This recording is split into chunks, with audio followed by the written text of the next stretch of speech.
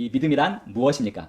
이 마틴 루터, 이 종교개혁자인 마틴 루터는 이 믿음은 하나님의 은혜에 대한 살아있는 신중한 확신이며 그 은혜에 대한 확신 때문에 그 선하심과 인자하심의 그 은혜에 대한 확신 때문에 천번의 죽음을 기꺼이 당할 수도 있다라고 믿음을 정의했습니다. 그리고 F.B. 마이어라고 하는 성경 주석가가 있는데요. 그 주석가는 믿음은 그리스도를 영접하는 열린 손이며, 우리가 믿음으로 그리스도를 영접했죠. 그래서 믿음은 그리스도를 영접하는 열린 손이며 그분의 충만함이 우리에게 오는 황금 파이프관이다 라고 정의했습니다. 그리고 이름을 밝히지 않는 어떤 분은 이렇게 정의했습니다. 믿음은 변함없는 분과 함께 그 미지의 미래와 미지의 여정에 직면하는 것이다. 변함없는 분과 함께, 하나님이시겠죠? 예수님과 함께 미지의 알지 못하는 미래와 알지 못하는 여정에 발을 딛는 것, 발을 딛는 것이다. 즉 직면하는 것이다로 정의를 했습니다.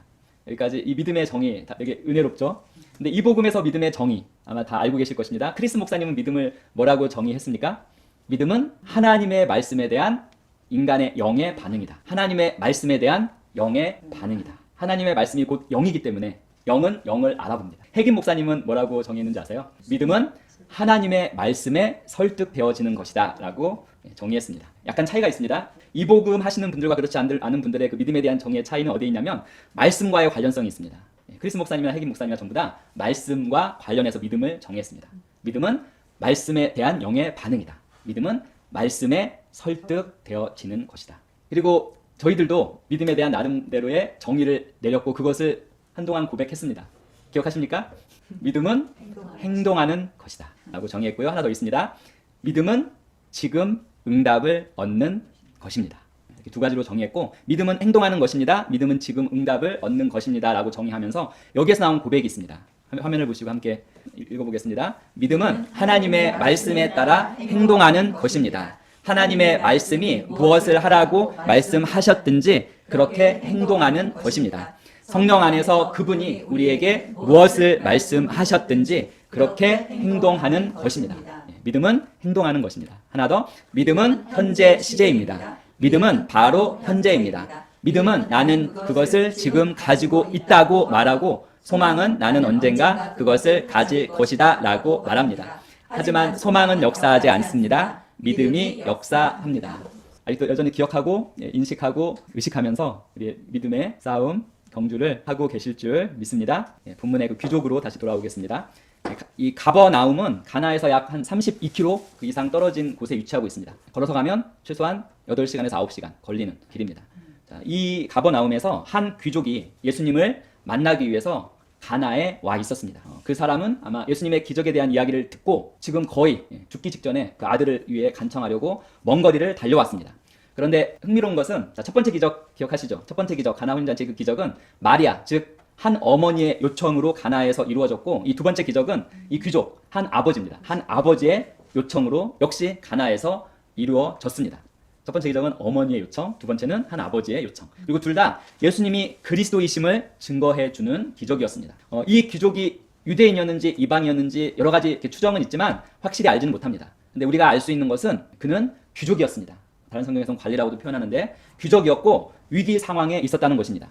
귀족이었기 때문에 당시 권세와 많은 재물, 높은 사회적 지위를 가진 자였지만 지금은 현재 시점에서는 그가 사용할 수 있는 모든 가용 수단과 방법에 거의 끝자락, 해볼 건 다 해봤겠죠. 권세를 가진 자였고 재물을 가진 자였고 사회적 지위를 가진 자였기 때문에 모든 방법과 수단을 다 동원했지만 먹히지 않은, 그래서 그 끝자락에 정말 그 누군가의 도움이 절실히 필요한 상태에 있는 자였습니다. 그는 예수님에 대한 이야기를 들었고 예수님께 자신의 아들을 치유해 주시도록 가버나움으로 예수님을 모시고 가기 위해서 예수님을 만났습니다. 그리고 예수님께 간청하게 됩니다. 자, 그런데 여기 보시면 그에게 이르시되 너희는 표적들과 이적들을 보지 않으면 도무지 믿으려 하지 아니하는도다 이렇게 말씀을 하셨는데요. 이 말씀이 그에게 이르셨기 때문에 그에게만 해당될까요? 그건 아니죠. 이렇게 말씀을 하셨지만 이 말씀은 결국 이 귀족에 대한 책망만은 아니고 그 당시 유대와 그 갈릴리에 있던 일반 그 이스라엘 그 백성의 그 영적인 상태에 대한 어떻게 보면 예수님의 탄식과 같았습니다.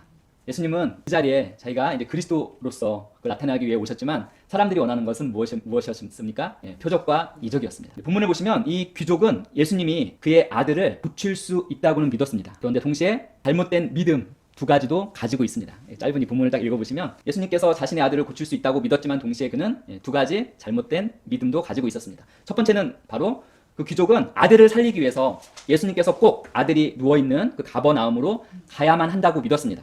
즉 귀족은 예수님께서 직접 가셔서 아들의 상태를 살펴보고 안수도 해주시고 치유도 해주시기를 바랬습니다. 그래서 꼭 예수님이 가버나움으로 가야만 한다고 믿었습니다. 그리고 두 번째는 그는 또한 아들이 죽기 전에 예수님께서 거기에 도착할 수 없으시다면 예수님이 하실 수 있는 것이 아무것도 없다고 믿었습니다. 죽은 데에 와서는 아무것도 하실 수 없다고 믿었습니다. 즉 귀족의 믿음은 정말 절실했지만 동시에 예수님께서 무엇을 하실 수 있는 것에 대한 제한된 믿음을 가지고 있었습니다.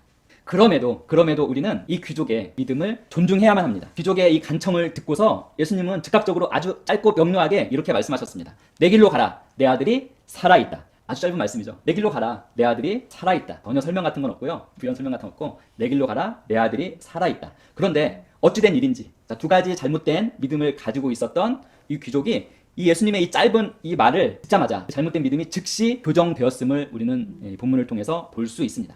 어떠한 말씀이 우리에게 옵니다. 그 말씀으로 즉시 교정되는 생각, 즉시 교정되는 습관, 즉시 교정되는 태도 또는 즉시 교정되는 행동이 되어진다면 정말 대단하고 순전한 믿음, 즉 현재 시제에 행동하는 믿음을 소유한 자입니다. 여기에서 이 귀족의 믿음이 존중받아야만 하는 그 이유를 우리는 찾을 수 있습니다. 먼저 그의 잘못된 생각, 잘못된 믿음이 즉시 교정되었습니다. 게다가 그 귀족은 예수님의 이 말씀을 믿고 즉시 행동합니다. 즉시 예수님을 떠나게 됩니다.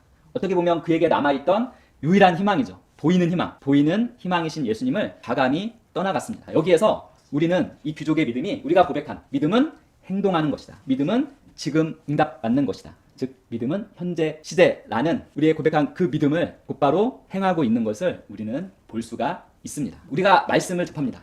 하나님의 말씀을 접하고 예수님의 말씀을 접합니다. 성경 말씀을 접합니다.